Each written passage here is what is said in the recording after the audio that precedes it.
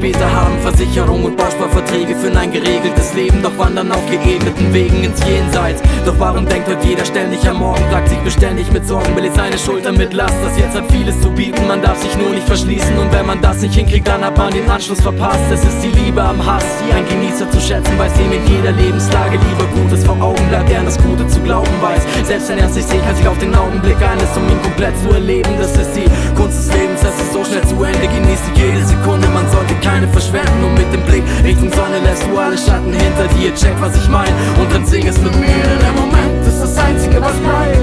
Man jedoch zieht uns zum Herbst, man begreift, man kann nicht haben, was war, und nicht bekommen, was sein will. Also nimm, was sich dir bietet, und zwar gleich, denn der Moment ist das Einzige, was bleibt. Man jedoch zieht uns zum Herbst, man begreift, man kann nicht haben, was war, und nicht bekommen, was sein will. Also nimm, was sich dir bietet, und zwar gleich.